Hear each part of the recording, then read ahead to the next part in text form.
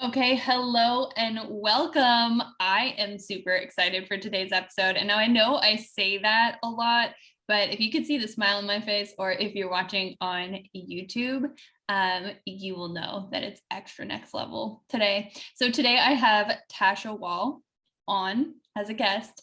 Tasha is the Hotness coach and a supermodel psychic who uses her master channeling to detangle your blocks and bring you to the next level in your body, business, and bank account.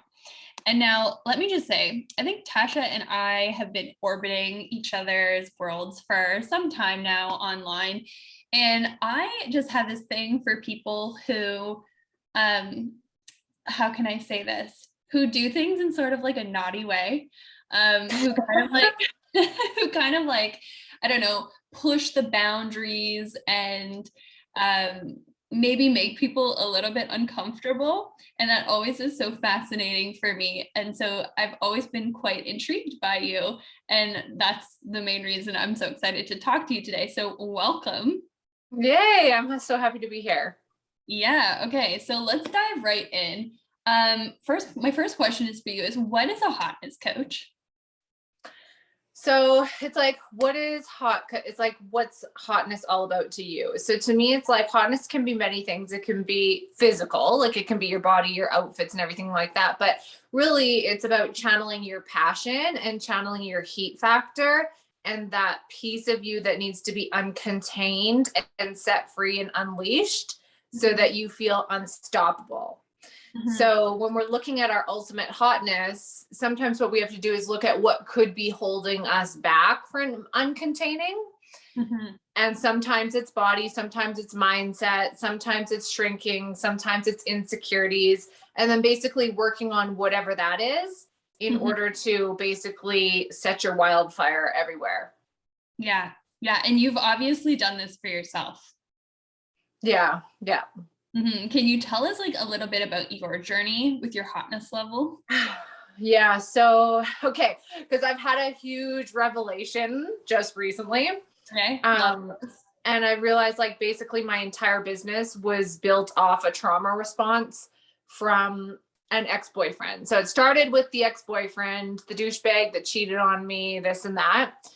And I was heavier, right? So it was like my self-worth. So it was like me filling voids with men, filling voids with sex. And then I healed that. And then I filled voids with food. And then I healed that. And I filled voids with money. And like, it was like this constant thing. But where it really rooted from was the guy who cheated on me. So he cheated on me. And then I was like, fuck this shit. Like, I'm going to be so hot and so successful that he's going to regret it.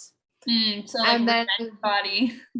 Exactly. So then it turned into me transforming my body, which turned into a personal training career, and then eventually evolved into business coaching and mindset and then healing. But over all the years, because that's like a 15-year span, I've been doing this for 15 years. I've kind of had to purify that revenge. Do you know what I mean? Yeah. And I've realized that like, it was still there. Just it pops up in different forms. And it's like, I've been using this whole time, like, you know, with that edginess and the pushing the boundaries, like all of that was basically me using kind of like anger and revenge to springboard off and use it to like propel me forward. Do you know what I mean? Whether it be a girl who said something that happened in high school, like all of that tangled up in me using it to like achieve success. Okay. So now you've made a shift, right? I've noticed this in your posts as well, that you're going into like that softening. I know, it's hard as fuck. Okay, it's so scary. I'm like, okay, softness is my new edge. But yeah, here's the thing is that when you're soft, things can hurt. Vulnerability, right? Yeah. So Brene Brown says, I think it's like strong back, soft heart or something like that. It's like you can have like those boundaries, but still have that like softness. And it is it's vulnerability for sure. So it's nice to see that, because I've been through a similar journey myself too, with like having all these walls up and going through a lot of trauma myself in childhood, and just feeling like, no, like I'm going to be the strong girl, you know, like I'm going to be the one that, like, you know, you see someone crying over whatever and you're like, what's wrong with you? You know, it's know. good for those kind of weak emotions, but it's not. It's you don't even notice that you're doing it in the moment. So like, my little sneaky thing that would sneak in is I was kind of using my body as like my armor and my shield, because something like pushing boundaries or being naked, like that's the easy thing for me to do. The hard thing for me to do is actually take that down. So for me, like the pushing rules, which is like my bad girl, I really had to learn how to manage her. So she doesn't have consequence, like stop getting banned on Facebook and this and that. And because what I realized it was doing is every time my bad girl would create a challenge, then whether it be maybe somebody doesn't like me, and then they get to say something and then it bounces off my armor, and then I get to be like, haha, you can't hurt me. I don't give a fuck what you think. Like I would almost like it. It's so strange. Oh no, it reminds me of the book that I'm still just finishing called Existential Kink. So it's like that. Yeah, exactly like that. Like I would get off on it because it would make me feel powerful, and like no matter what you say, you can't hurt me. So I really had to change it from like I don't give a fuck to I'm okay with people's opinions. And I had to change it from like I don't care to it's safe to care. Holy shit, it's safe to care. Oh my God. Suddenly opinions matter. But like I don't care enough to change who I am. Like I care, but not enough to alter what I'm saying so that it lands in a different way. Yeah. Not enough to become codependent, right? Like not enough to take on other people, the responsibility for other people's perceptions and experiences and all that jazz. That's such a fine dance to master. It's such a beautiful place to come to and to witness yourself. It takes such a level of awareness, right? To actually be able to be like, oh, I've been doing that thing. So I was going to go into this a little bit with you about like showing up the way that you do online, because a lot of people, most people, I would say, wouldn't feel comfortable showing up the way that you do online. And we're talking like some hot, sexy stuff here. And obviously it makes other people uncomfortable because it's like, it's a mirror. It's like showing people exactly where they've got like stuff and limitations and insecurities, whether they notice that or not, right? But how did you come to that place where you're so comfortable being that way, showing up in such a, you know, raw way where you're like, this is it, you know? Yeah. I think it was that because way back in the day when I was with the shitty boyfriend, it was like after I transformed my body, I was like, I just want everyone to see it. It's so hot. I just want everyone to see it. Like I just was so in love. It started with being in love with my body and just being so proud of what I did. And then I don't know. I just don't care what people think. Like my love for myself overpowers what other people think. Okay. So strangers on the internet, but what about like people in your life, people close to you? Like you have 2 sons, right? And I'm assuming you're married, right? Yeah. Okay. So like everybody always wants to know how my husband feels about it. It's not his favorite thing in the world. Like if he had a choice, he would get me to cover up my nipples. Okay. But also it's not up for discussion. Like I'm doing what I'm doing and basically kind of deal with it. Like it's not even something I'm willing to discuss. Same thing with, and you know what's weird? I think I just own it so much that nobody really cares. Like I've got aunties and actually that's not true. I blocked my mom on Facebook. So my mom cares. My mom cares.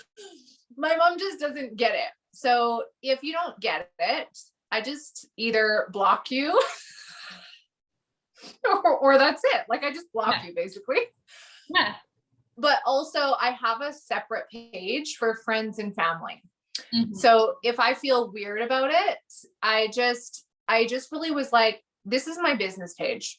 I'm doing business here. Mm-hmm. And if you're not my client, like I'm not going to have you on my business page. So I just created a separate spot for like really close friends and family. And it's just like kids pictures and this and that. Mm-hmm. Yeah. A way to like have different containers where you're wearing different hats, and knowing that we get to be that dynamic as women. We get to have those different sides of ourselves, and we exist with contradiction and contrast within ourselves, right? Like knowing that and accepting it. So my next question for you then is how do you respond to, or how do you see it when women are, there's so much pressure on women to be sexy and hypersexualized and all of these different things? How do you see it differently? What you're teaching and what you're empowering women to feel within themselves than that mainstream, patriarchal pressure to be certain ways and to look certain ways? Yeah. So usually when I'm doing that, we have to go in and identify where the pressure is coming from, because we can easily like blame it on society or say it's because of this and that, but it's coming from somewhere way deeper, like way, way deeper.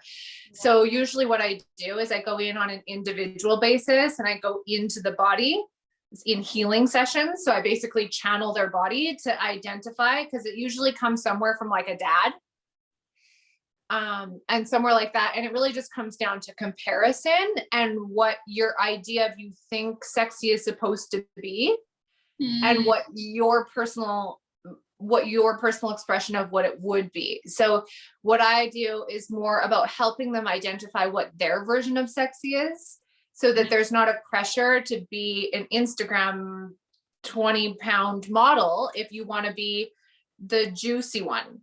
Or like, it's whatever you want it to be. Like one person's sexy is like a white t-shirt and jeans, and another person's sexy is a power suit. Yeah. And another person's sexy is naked. Like, it's what do you want yours to be? And you don't need to try to be this other thing that you feel like isn't attainable for you or whatever. But right. So it's really like, number one, identifying where the pressure comes from. Number two, making your own unique sexiness. And number three, healing it from within, because it mostly has to do with what you would perceive as success. Like women tend to make their looks something like that's achievable. Right. Do you know what I mean? Yeah. So when there's daddy issues, it usually stems from that. It makes total sense. Like really, it's like obviously, right? When you say it out loud, you're like, oh, okay, well, probably, right? And yeah, so it's just about an unveiling, really. And the way that you show up online is your version of sexy. Like you personally are not saying like, the way I show up is the way to be sexy. This is just you showing women what's possible. And I love to see that. So I recently have transformed into, I think, the hottest version of me. And I haven't really spoken about this anywhere before, but this past year, I kind of just decided that I wanted to be hotter. And it wasn't a body transformation. Like my body pretty much looks the same. I just feel like I exude a new level of hotness. And I think it was like almost just a shift in the way that I wanted to show up in the world, or the way that I wanted to be. And there were subtle external shifts, as well, where I look at pictures of myself from like 3-4 years ago and I'm like, wow, you're like really like, matronly looking. And now I feel like a hottie. So I think that what you were saying before rings really true, where it was like, I had this idea of what sexy was, and I was like aiming for it and feeling like I'm just too goofy to be that. Like, I'm not that kind of person. Like, I'm awkward, I'm clumsy, I'm goofy, I can't be sexy, Whereas the shift that I've come into, because the journey that I went on was really more about like unlocking that relationship with, you know, my root and like my woman and my pussy and all those things, to tap into that like sacral, you know, grounded sexual energy in order to take my business and my life and everything to the next level. And it was just sort of this whole internal process and internal shift.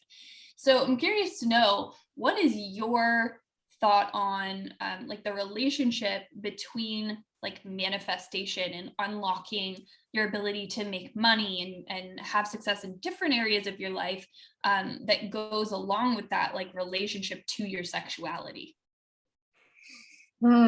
Yeah. Okay. So I feel like this is about owning it. Like, even when you were talking about yourself stepping into it, it's like owning who you are. And so when it comes to money, it's the same. It actually is so similar. Like when you spot a coach online and she looks like she's successful and you're like, okay, that's what I have to do. I got to teach on business when I really want to talk about romance, or I've got to teach on money when I really want to talk about family, or like, it's really staying out of the comparison game and having to identify like your it factor.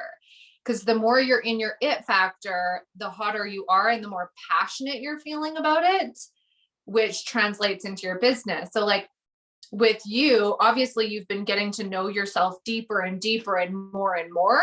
And not only that, you've like taken the things that you've always known about yourself and basically extracted them and just owned it by like talking about them, by being it, by dressing like it. Like, especially for you, it was like your fashion sense that really got me, because style matters. Yeah. Like, your style is your personal expression of yourself. And I can just tell with you that you just know who you are. Like I can just tell it's a very unique way of dressing. It's very vibrant. It's very bright. It's very stand out. And you can tell the way that you dress that you're not hiding. Yes, and that's hot. I love that you always comment on my outfits. It's like, because that was a big part of my journey, actually, of rediscovering myself. Because there was a period of time, and it actually happened to me before I had kids, that I lost myself.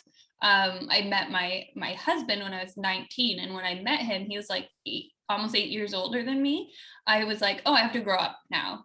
And then I was like, what does that mean to grow up? And so I had all of these ideas of what it meant to grow up. And I thought that I had to like dress a certain way and stop listening to certain music. And it's not that I was trying to change for him, but I just was projecting this like box of like, this is like grown up me that I'm now becoming. And so I actually just end up completely losing myself. And I look at the pictures from that time in my life. I'm like, what was I wearing? Like, what was this? Like Reitmans and oh my God. I used to like start dressing like the guy I liked. Like same thing with the music, but deep down I just want to be a Spice Girl forever. But I know. That's so funny. Boyfriends, I would alter the music, but all I really want is jelly platforms and to be a Spice Girl. Yeah, exactly. So I went through this process of like rediscovering color and shape, and because I loved fashion prior to that, I used to like, go to thrift stores and alter clothes and, do all sorts of fun things with clothes. And I just lost that. So getting that back was just such a huge part of the whole journey for me. So I really love it every time you comment on one of my things and you say like you love my outfits and stuff. I'm like, oh yeah, I am fashionable. That is part of who I am. It's lovely to play in that way. So what are some other ways that you might suggest for women listening to play, to get in touch with that sexy side of themselves, in a way that feels true to them and not put on from the outside? Yeah. Okay. Do a photo shoot. Like, do a fucking photo shoot. So here is the best advice for a photo shoot that I find. Okay. So when you're in your everyday life, you're like wearing the outfits that you're comfortable with and you're really feeling like you. When I do a photo shoot, I actually don't want to feel like me at all. I want to feel like someone I've never met. And like, I want it to be unpredictable. So really having like multiple photo shoots for your branding as well, where you channel different pieces of you. So maybe one day you're going to do your family photo shoot where you look like yourself. Yeah. And then maybe in this photo shoot, you really want to own like the boss bitch side of you. You want to look professional and you want to look sharp and precise. And then maybe in another one, you want to look like a little bit more wild. So the photo shoots and the music makes a really big difference. Yeah. Depending on what you want to channel, like what side of you want to channel. Yeah. I like love be that. every Spice Girl. Be every Spice Girl. Yes, because you are dynamic, like I was saying earlier. And I would even say like do a boudoir shoot, because I've done 3 of those in the last, I think, 2 years. And doing it with the right person, I have to say, because the woman that did my boudoir photo shoots, she made it such a safe space, and it was really about me, not about like an idea of being sexy. So it was just such an experience to be able to see myself in that way. And I didn't even do them for my husband or anything like that. I just did it because I was like, I just want to do this for me, you know? So I did one when I was like 6 weeks pregnant, like couldn't even tell I was pregnant, one at like full pregnancy. And then I did one like postpartum as well, like these different stages of that like motherhood transformation. And it was such a cool thing to do. So that is awesome. I love photo shoots. I actually just did one like a couple weeks ago.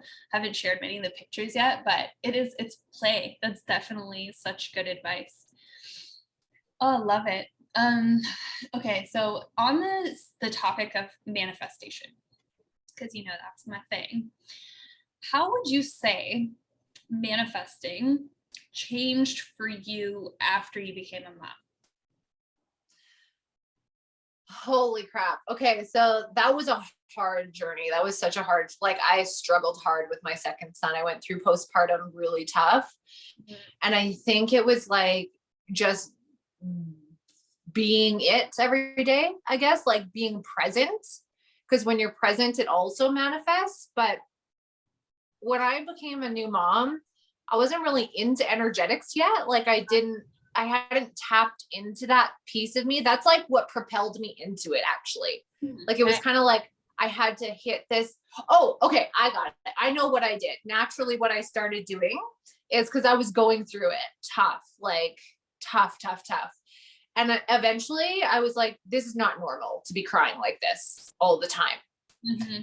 And I couldn't figure out why 16-year-olds are having babies and I'm over here a grown ass woman, financially stable with an amazing husband, and I can't get my shit together. I'm like, what is going on? So there was a lot of like shame and stuff.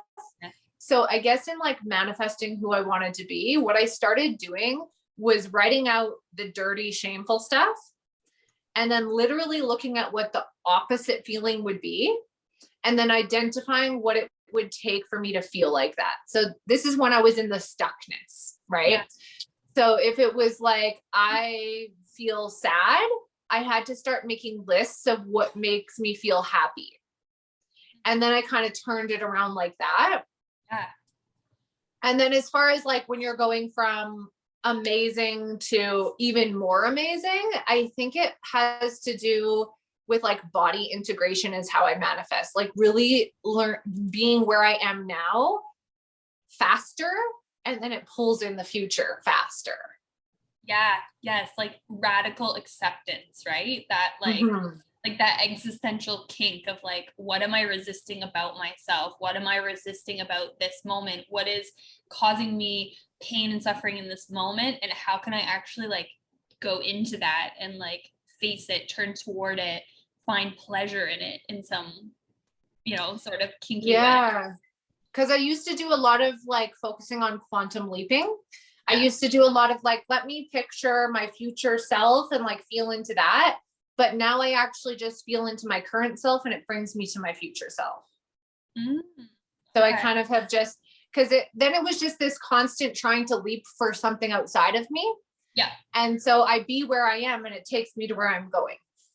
Mm-hmm. Yeah, I like that. I've been like really going into this idea of quantum leaps lately, how it's so glorified, right? Like the quantum leap is like just so glorified and we can't quantum leap from a place of disliking where we currently are. Like you could, but it would be doing it from a place of scarcity and lack, right? So I think that when that happens, like the quantum leap is not sustainable, right? Exactly. And I went through that phase as well, where I was able to quantum leap, but only if I was in the high. So if I was in either massive excitement or like extreme, like adrenaline rush because of the excitement, like if I was really amped up, like bursting with excitement over a launch, then I could hit a really high income. Yeah. But again, it wasn't integrated because I only believed I believed that I have to be excited in order to quantum leap, but it's actually not true. Yeah. That's the belief that a lot of us, buy into when we get into the manifestation. And that was going to be my next question is, what do you think is the biggest, misunderstanding or lie that is, propagated through mainstream manifestation teaching? That you have to make the leap in order for people to leap into you. I don't actually believe that the universe is like so literal like that. Like, I don't believe you have to spend $1 billion to make $1 billion.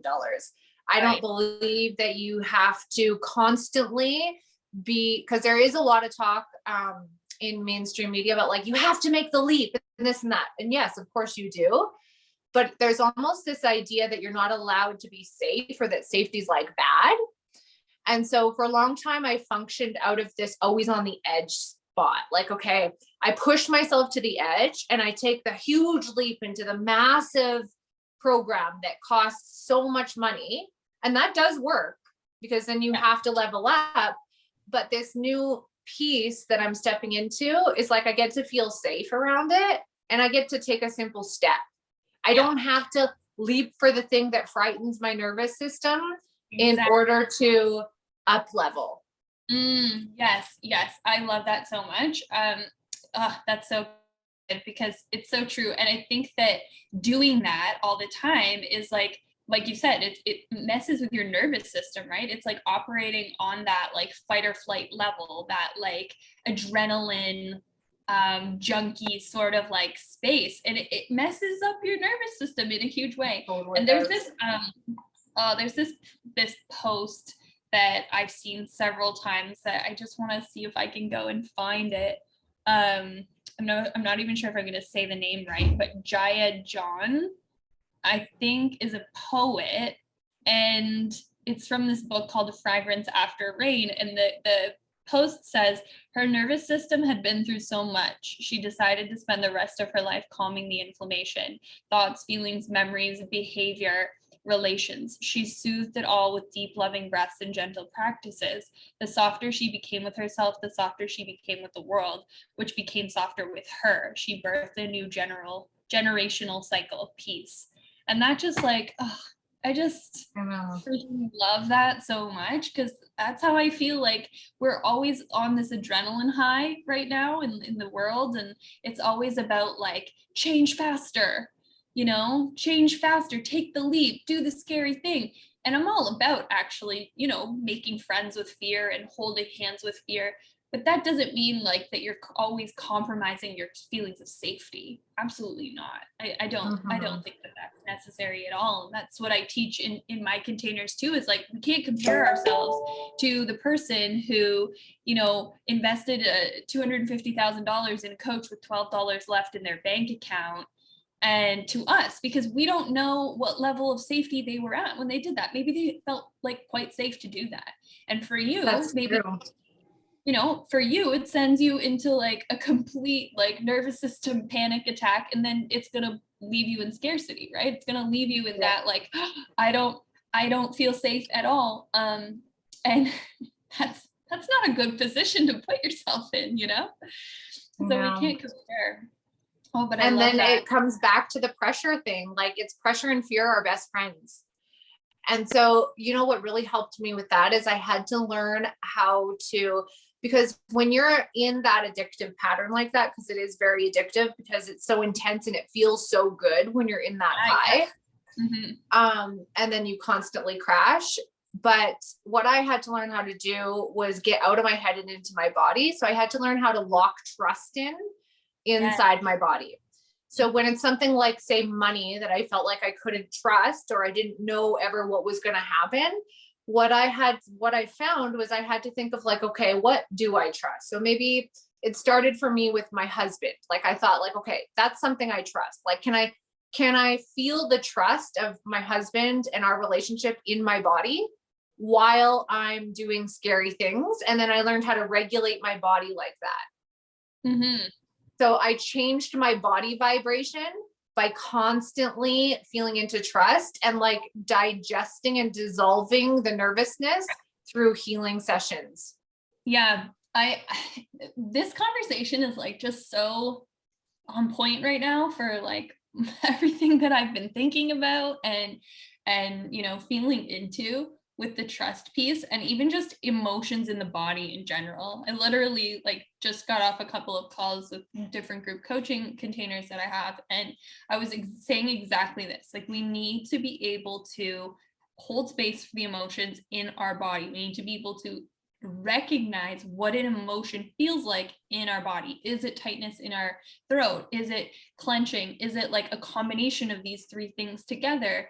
And being able to have the level of awareness, like, oh, I'm feeling shame right now, or I'm feeling, you know, fear right now, and being able to go like, oh, and just having that moment of recognition, acknowledgement, and allowing it, right? It's so powerful, because when we expand our capacity to sit with the discomfort, I think we expand our capacity to call in more good. But that doesn't mean that we always have to be in discomfort either. It doesn't mean that we have to constantly be pushing ourselves, you know, to that level.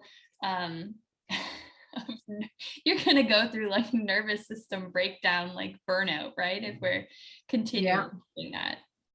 Yeah. And then even the deeper and deeper you get to know that, the deeper you understand. So you might identify, okay, I feel it in my throat, or like for me, I would feel it in my veins. Like it would literally feel like I was like a junkie. Like, oh my God, do the bad thing right now, do it.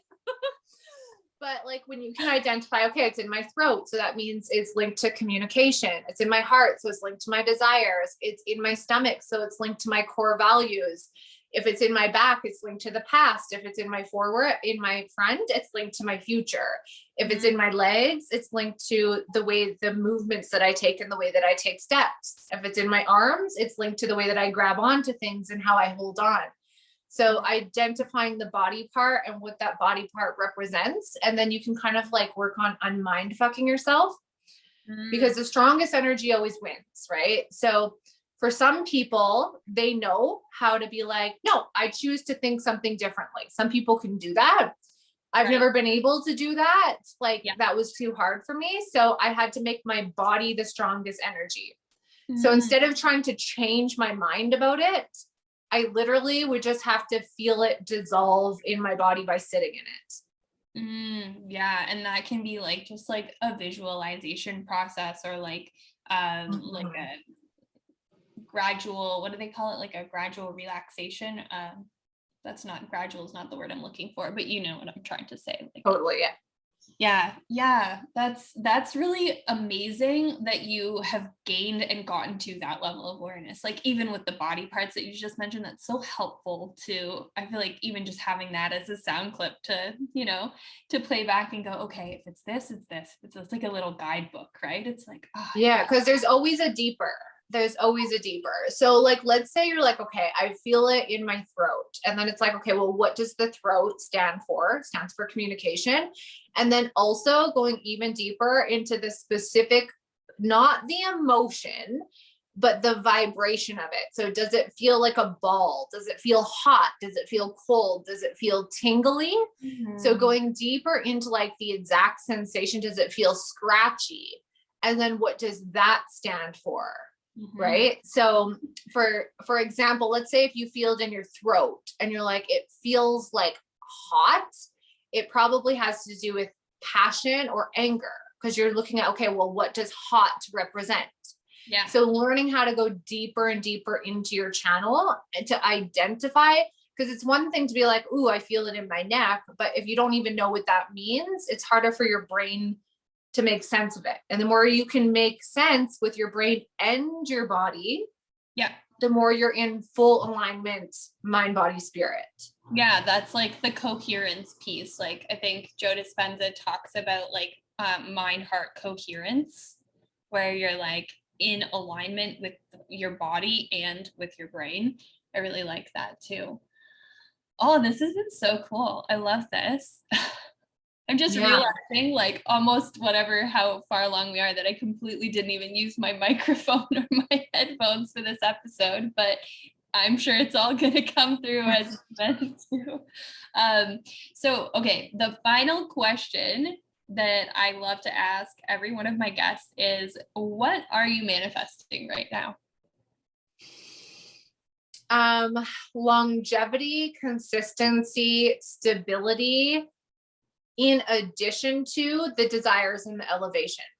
So integrated highs, like being high and integrated and rooted at the same time. That's my biggest thing. That, and like, just because I'm no longer driven by results anymore. I'm all about a feeling. So it's like this complete feeling of wholeness and steady at the same time.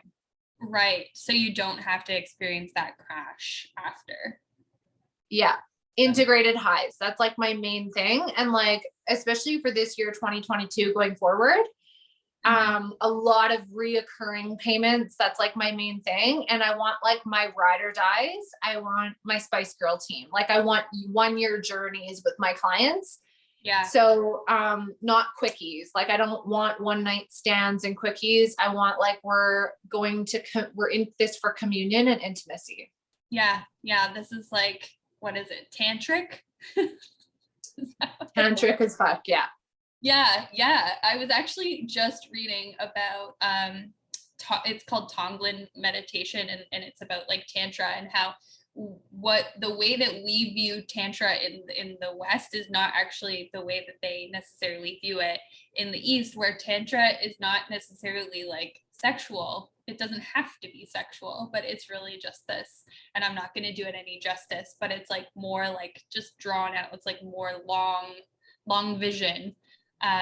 So that's perfect that you said that and that I said that. Yeah, like when we look at orgasms, like orgasm is really just being really into something together and building it up.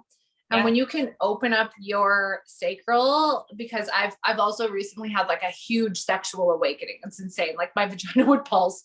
My vagina was pulsing all the time. So when you really open up that chakra, you can like feel your puss like pulling things in. But it's not always a horny, like it sometimes can be horny, but it's more of like, ooh, my puss wants this or my puss wants that. And something that's really cool that you can do if you're someone who's very activated in that chakra. Let's say if you're thinking about something you want to manifest or trying to make a decision. Oh, should I buy that bag? Should I buy that coaching package? Should I date that guy? Like visualizing the thing and visualizing putting the energy up the puss hole and then seeing what it does. Like, does it swirl up or does it fall flat? And if it swirls up and goes, then it's a yes, my puss wants that. If it falls flat, it's like, no, my puss doesn't want that. Yeah, I've definitely heard this like pussy desires phrase before several times. And I've read the book. I forget the author's name right now. Mama Gina. She wrote the book Pussy, right? And it's interesting when you haven't read the book, you might cringe at hearing that word, right? But when you've gone into this world, I was like, there's gotta be like another word other than pussy, because it's like such a taboo, word. But I think like the closest thing to it that I could think of was Shakti. Like it's like that Shakti energy of like creative life force of just like, I don't know what the feeling I get when I think of Shakti is, just like that tingles and like this magical, like creative capacity. So I think it's very connected there. It's very, sort of one and of the same thing. But I love that little visualization that you just that you just offered, because that's a fun thing to do, like going shopping and just like, what does this feel like? Yeah. And it really just comes down to connection, like, especially when we're looking at sex and up leveling sex. Because for a long time I was like, yeah, I can have multiple O's. I don't get the big deal about it. Like, I don't understand what everyone's so obsessed about, but it was also because I wasn't having soul orgasms, and they're not the same as regular orgasms. So the more you're able to connect, and what it came down to emotionally was that I just wasn't fully letting my husband in, but not even knowing it. Yeah. Like, not even being aware. So interesting. And then when I learned how to drop those defense mechanisms and how to like pull his soul inside of me through various techniques, it up-leveled the sex life. And then sex stopped feeling like something I was like, yeah, okay. Like, I don't know, Kardashians aren't on right now, so I guess I have time. Like, it stopped being like that, and it started being like spiritual. I actually am yearning for it. Yeah, it's I believe that it's a spiritual part of us. Like, it's really a soul part of us. I don't think that it's like just human at all. I believe it's very much a direct connection to source, and I felt that way for a long time. I think that you should write a book about all of these like energetic like explanations that you've given, like how this part of the body has these, if they have these sensations. It's like, it would be like this guide for women to connect with their bodies on this level. I think you do really well. Watch, you're already doing it. A couple people have already, you're like probably the third or fourth person to mention that to me, so that's a nice confirmation. Yeah, universe is telling you something.